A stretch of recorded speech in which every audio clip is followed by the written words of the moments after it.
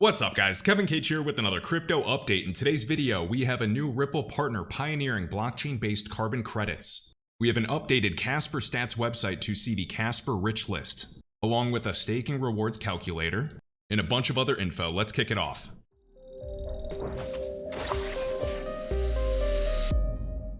Okay, so we're on tokenterminal.com. We're looking at some of the blockchains. We can see that Ethereum is leading the way in terms of overall revenue over the past 180 days. We can see Avalanche, Filecoin's doing decent at 19 million. We have Binance Smart Chain, Helium, Solana, all the way down to Optimism, Phantom, Near, Polkadot, Algorand, along with Cosmos. And I absolutely love Atom. There's tons of projects that are building on it, and I personally really need to catch up with my research for Cosmos. We can check out the total value locked or TVL on a variety of these platforms and see who's leading the way.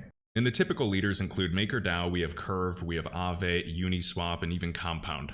So for anybody that was with us back in 2020, Compound launched on Coinbase relatively early. It's also a very popular lending protocol in the world of DeFi. I remember seeing this cup and handle set up right there. I actually took position closer to the top of this range a little late at $1.58, but we did pump very well.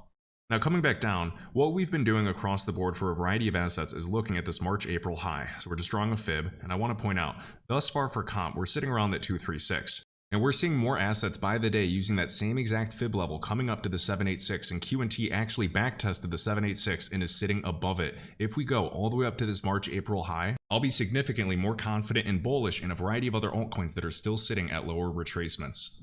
Now for Q&T, of course, we came back, hit that range right there, as you can see, and then we pushed up to the next level, the 382, where XRP is at today, hitting that wick, the same thing that XRP did. So drawing the same fib on the XRP price chart, I'll be really quick with this, and we can see we made it up to the 382, hitting right there, and hitting that wick to perfection. Now per this Coinbase chart for comp, just to show you, we came up and we hit that level right around the 236 where we're at today. And the next level, if we can break through this resistance, would be right there at the bottom of that candle. So right around 80 bucks, close to that 382 Fibonacci retracement. Now, if we choose another comp chart such as Bittrex, where it's a little more illiquid, as we can see, we had some liquidity wicks coming all the way up there. And funny enough, look at this wick right there. Where did we tag? Right there. This chart, comp went as high as $94 on Bittrex. So due to low liquidity on Bittrex, Compound reached $95. On Coinbase, it didn't even hit $71. And if we merely follow XRP and a variety of others that are at higher retracements in the months ahead, do not be surprised for comp to come all the way up there. And once again, for Compound, this lending protocol, there is over $3.6 billion right now. Next up, we have a new partnership from Ripple. So we have Thallo teams up with Ripple, Climate Collective, and other Web3 and climate leaders for pioneering blockchain-based carbon credits marketplace. A Web3 climate startup building a new marketplace for high-quality voluntary carbon credits has named Ripple and Climate Collective among its 23 initial partners for its first-of-a-kind blockchain-based marketplace. And the cool thing is, we're seeing carbon credit solutions for Algorand and Hedera.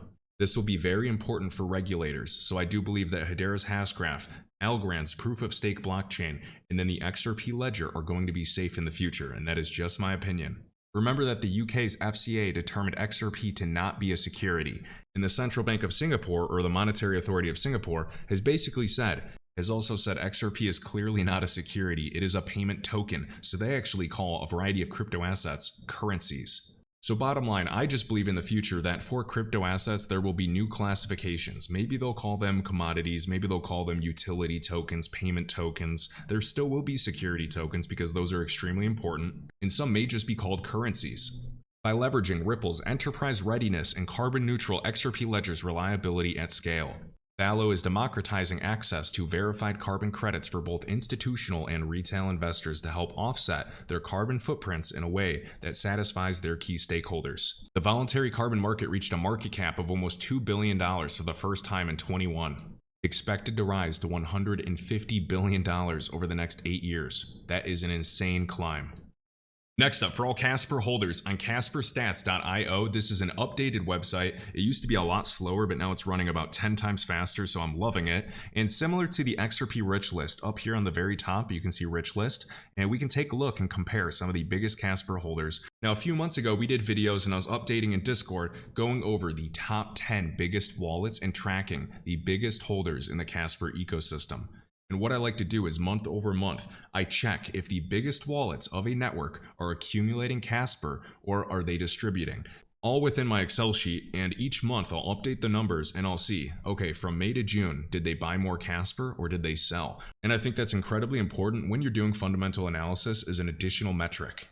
And from my analysis over the past couple months, there really hasn't been a change, which is good to see. And you can also leverage tools like the rewards calculator or the Casper whale alert and get notified when there's big amounts that are being staked, or unstaked, I should say undelegated, or even transferred. I know we love doing the same thing and tracking XRP transfers between ODL users, and also Bitso and Bitstamp, huge ODL partners. The volume was pushing an all-time high price yesterday, which is very good. We want high volume. So you can choose your validator. When you're choosing a validator, make sure you look for 100% uptime and ideally a low fee. And the benefit of Casper for staking is if the validator goes down, you can always get your Casper. Your Casper is safe. Your Casper is your Casper.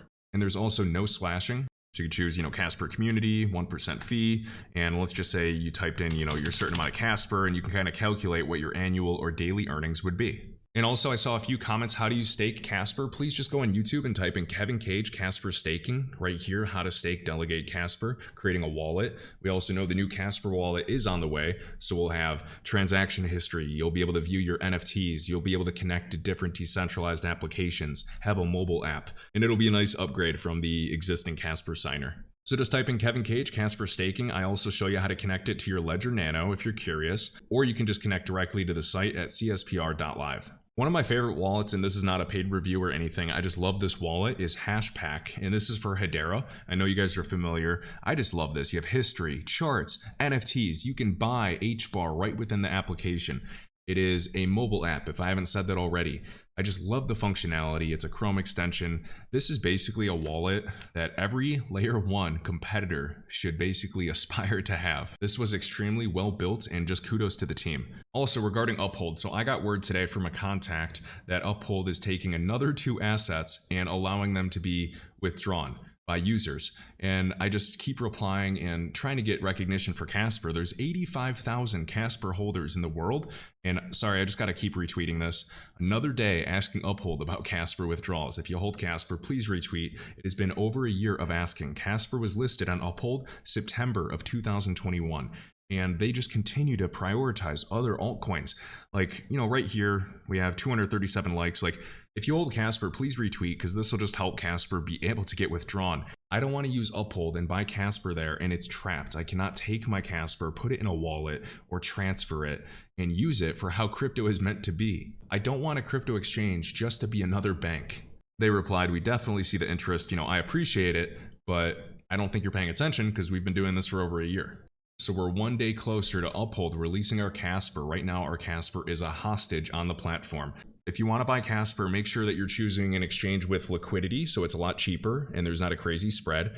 Bitrue is nice because you can withdraw your Casper, but the liquidity is not the best, to be honest. That's linked in the video description. So is Uphold. KuCoin is linked in the video description. Probably your best bet. The only reason that I may market MEXC as well, which is also in the description, is because as a United States citizen, even using my old Illinois driver's license, I could KYC on MEXC. I can't do that as a US citizen for KuCoin. So if you're US based, I would highly encourage you just to create an account on MEXC. And you can find that right here in my YouTube video description. Want to buy Casper, no KYC. I did KYC so that my withdrawals are really high, but you can actually withdraw up to 10 Bitcoin without KYC.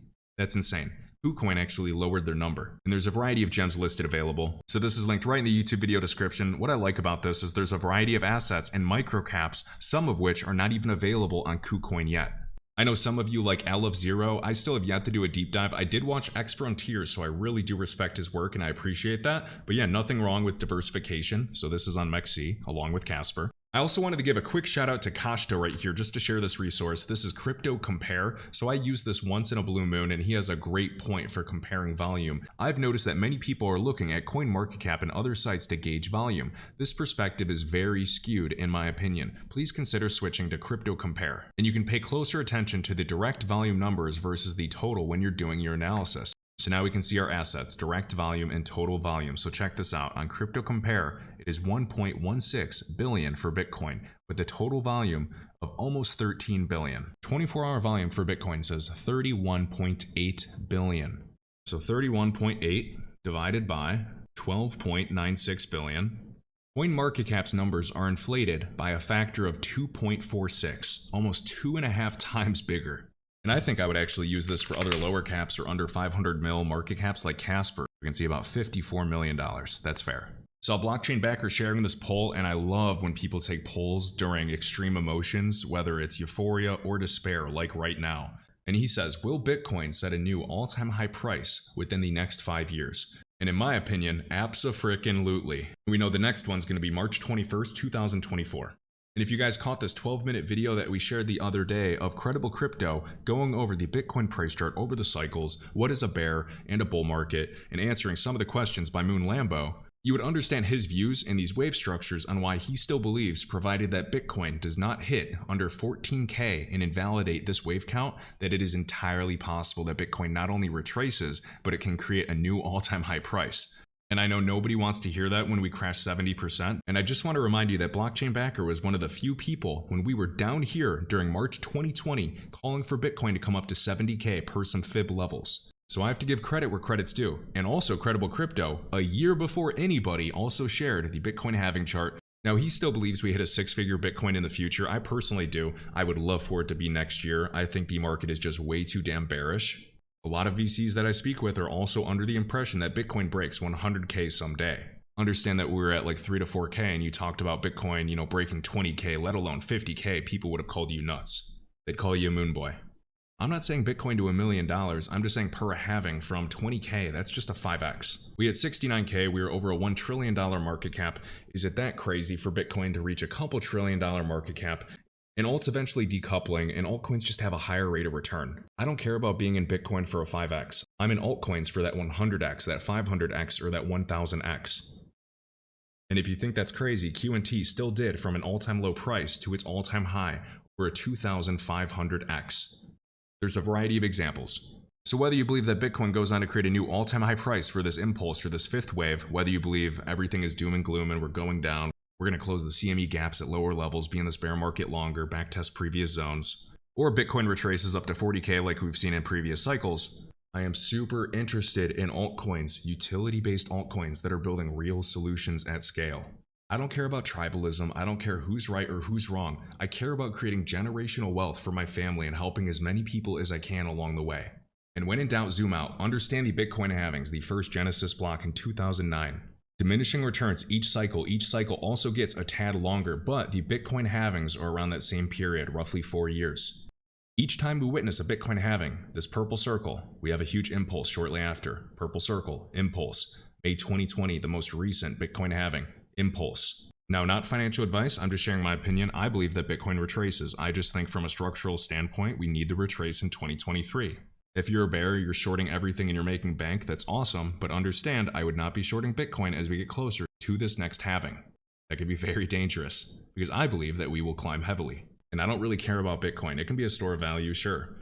It can bring liquidity to the market and be the name, but I'm focused on ROI potential. Asymmetric returns in a variety of altcoins building real utility to be used by enterprises, financial institutions, and central banks at scale, building decentralized applications that could be the foundation of everything that we know and use today.